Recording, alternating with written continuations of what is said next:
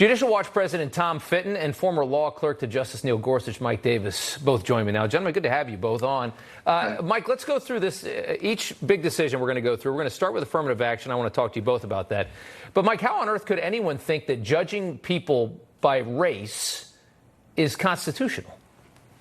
Well, I mean, that's the problem, is that Democrats think it's acceptable to give wealthy black connected kids slots over more qualified Asian kids. That is blatant racial discrimination, and the Supreme Court says that violates the 14th Amendment, and we're just not going to continue to do that. Tom, your thoughts on the affirmative action decision? Well, it couldn't come at a better time. The left used to pretend they were against racial discrimination. Not only do they endorse these slippery affirmative action programs that include race as a plus factor, now they're saying we want to give the benefits out, hire people specifically based on their race.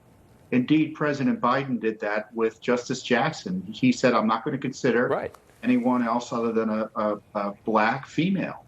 Yeah, it was blatant racial discrimination. We were all supposed to celebrate it as opposed to being horrified at the contempt for the Constitution, the 14th Amendment, and decades of federal civil rights laws. And the left didn't lose everything this term. They had this ruling that banned racial discrimination and sorting students by race in admissions, but the court also earlier let stand a series of decisions that allow voters to be sorted by race in congressional districts when there are redistricting plans.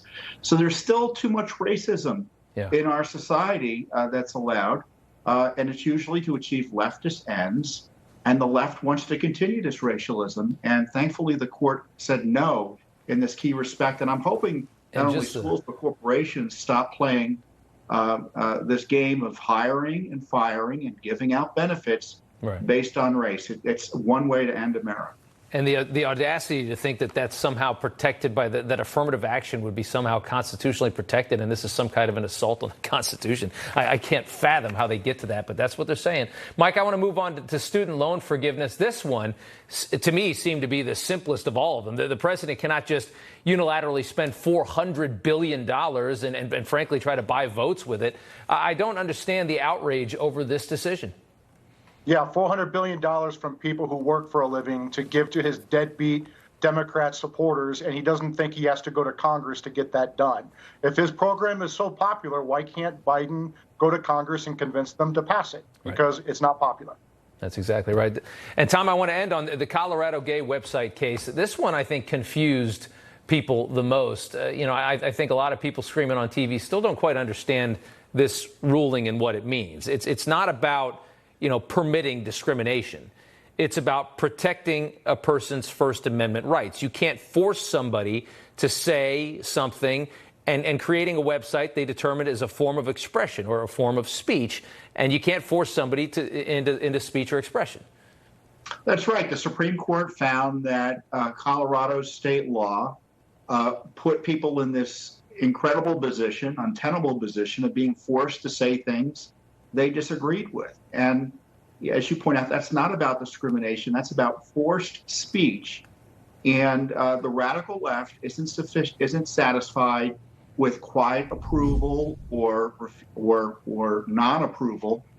You've got to verbally approve everything they say and do. Otherwise, they'll try to jail you, which is what they were trying to do in Colorado. Right. They were going to fine and destroy this poor woman if she didn't create a website or wasn't willing to create a website that was at odds with her own thinking on gay marriage or whatever other issue. It's not just about gay marriage. Any issue. Should you be forced to create a content that you disagree with? Right. And the First Amendment says no.